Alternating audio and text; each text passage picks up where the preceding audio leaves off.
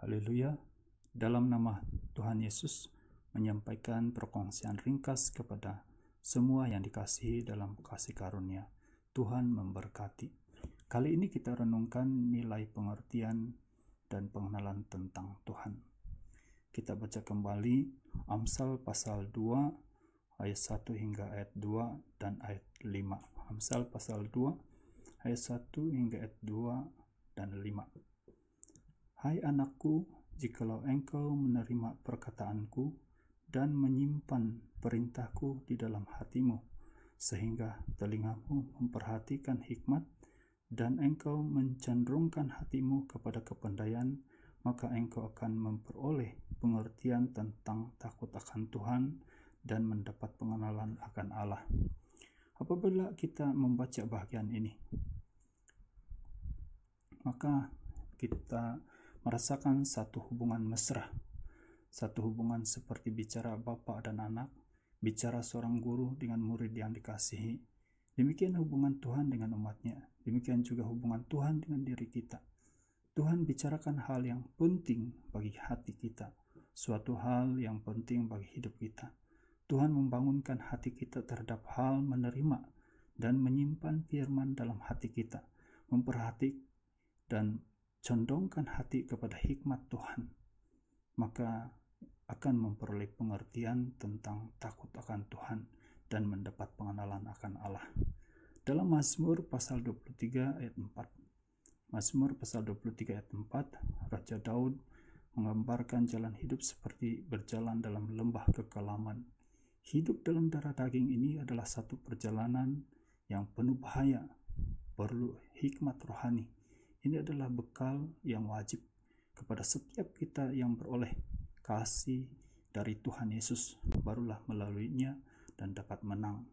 Tuhan berjalan di hadapan, berhubung langsung dengan suara Tuhan yang mendahului segala hal dalam hati, yang dapat menuntun dan mencerahkan dan melindungi kita dari kesesatan dan bahaya. Demikian Mazmur 119 ayat 105. Firman-Mu itu pelita bagi kakiku dan terang bagi jalanku. Selama tidak menyimpang dari kebenaran ini, maka memperoleh pengertian tentang takut akan Tuhan dan dapat mengenal akan Allah.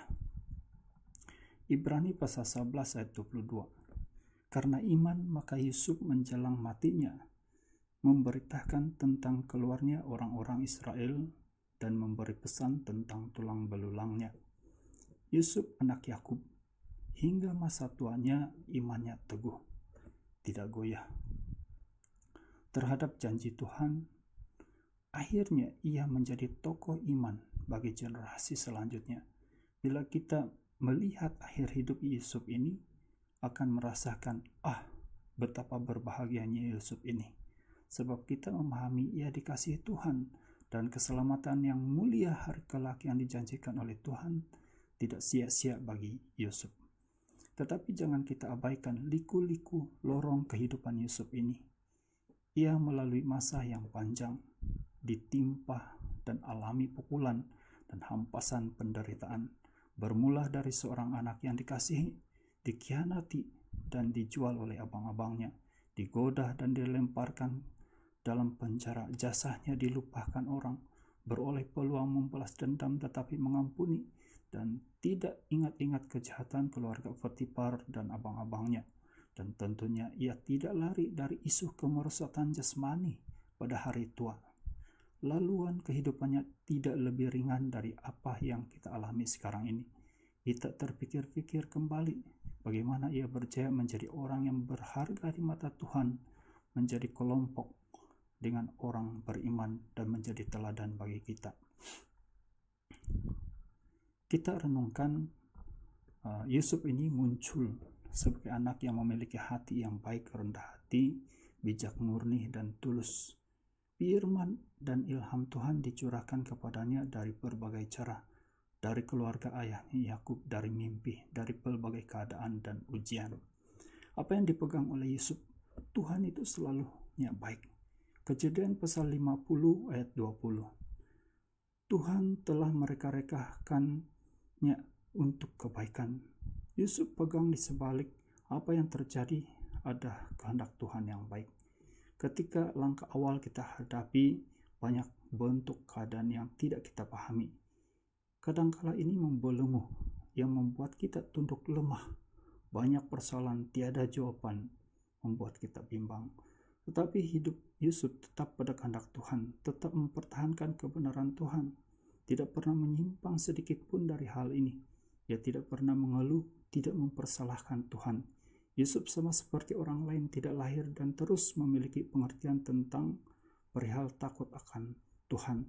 Tetapi menampaknya dari awal dan sepanjang hidup Yusuf, ia teguh, setia, takut akan Tuhan dengan sepenuh hati. Dari pengalaman Yusuf ini, lalui keadaan yang susah atau keadaan yang lapang, kita tetap teguh, bukan beralasan meragui kasih karunia Tuhan. Dan sekali lagi dalam Ibrani pasal 11 ayat 22 tadi, karena iman maka Yusuf menjelang hari matinya memberitakan tentang keluarnya orang-orang Israel dan memberi pesan tentang tulang belulangnya. Benar-benar Yusuf ini mengenal bahwa Tuhan itu adalah keselamatan, dan akhirnya Yusuf melihat hidupnya adalah alat di tangan Tuhan untuk menyelamatkan umatnya, dan melihat kehadapan bahwa Tuhan adalah keselamatan yang sesungguhnya. Susah atau senang, kita pertahankan hati kita dan hidup kita dalam tangan Tuhan. Yusuf ini telah mendorong kita. Nilai pengertian dan pengenalan tentang Tuhan adalah yang berharga. Tuhan memberkati. Amin.